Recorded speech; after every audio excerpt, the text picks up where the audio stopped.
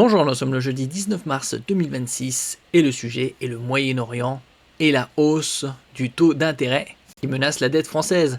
Rappelez-vous, en 2017, quand Macron est devenu président, la dette était de 2200 milliards d'euros. Là, on est aux alentours de 3600 milliards et ça continue d'augmenter. 118,5% du PIB. Doublement de la dette. Est-ce qu'on atteindra 4400 milliards en mai 2027? C'est peu probable, on sera probablement aux alentours de 4000 milliards. Sous l'effet de la crise et de la flambée du pétrole, les taux d'emprunt de la France atteignent un niveau inédit depuis 15 ans. Une situation qui pourrait alourdir fortement la charge de la dette.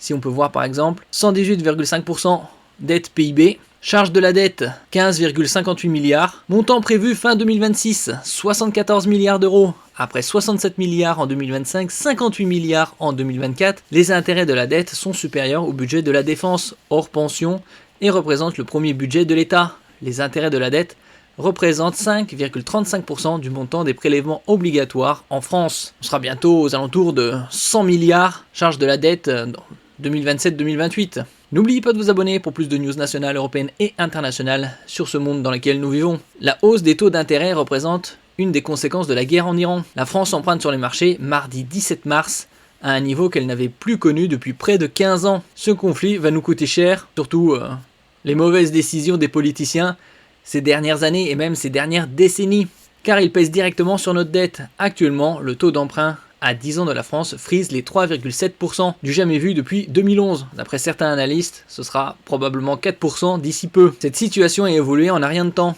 Il y a 3 semaines, avant le début de l'offensive des Américains et des Israéliens sur l'Iran, la France empruntait à 3,2%.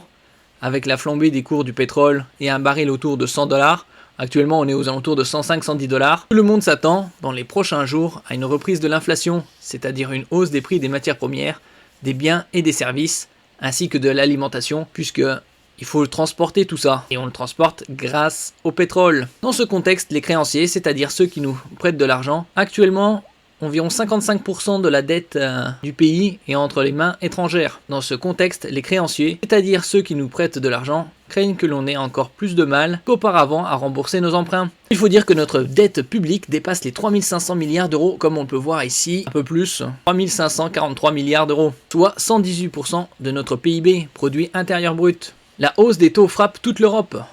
Les taux n'augmentent pas uniquement pour la France. L'ensemble des pays européens est concerné, même l'Allemagne. Pourtant, sa situation budgétaire est bien meilleure que la nôtre et elle est moins endettée. La France emprunte un peu moins que l'Italie, qui elle est à 3,8%. Mais il n'empêche 3,7% pour nous, c'est une mauvaise nouvelle qui va très vite alourdir notre charge de la dette. Les seuls intérêts de notre dette ne parlent pas de la somme empruntée, mais seulement des intérêts, représentaient déjà 65 milliards d'euros en 2025. Ici on peut le voir, ici charge de la dette, ce sera 74 milliards fin 2026. Pour cette année 2026, soit avant la guerre en Iran, le gouvernement tablait sur 74 milliards d'euros. Si la crise continue, l'addition promet d'être salée. Rex et Code, un centre de recherche économique proche du patronat, a fait le calcul. Si les taux à 10 ans se maintiennent à 3,7%, certains économistes tablent sur 4% rapidement, la France paiera 1,5 milliard d'euros d'intérêts en plus dès 2026 et encore 4 milliards d'euros en plus en 2027. La seule charge de la dette deviendra alors quasiment le premier poste de dépense devant le budget de l'éducation ou celui de la défense. Quoi plomber encore un peu plus nos finances publiques, bien évidemment, en plus des mauvaises décisions des politiciens, mais aussi l'avenir de nos enfants et petits-enfants et arrière-petits-enfants, bien évidemment s'il y en a. Car la dette est un héritage que l'on lègue aux générations futures. Donc là actuellement on est aux alentours de 3543 milliards d'euros, probablement 4000 milliards à la fin du second mandat d'Emmanuel Macron. Merci pour votre écoute et à la prochaine.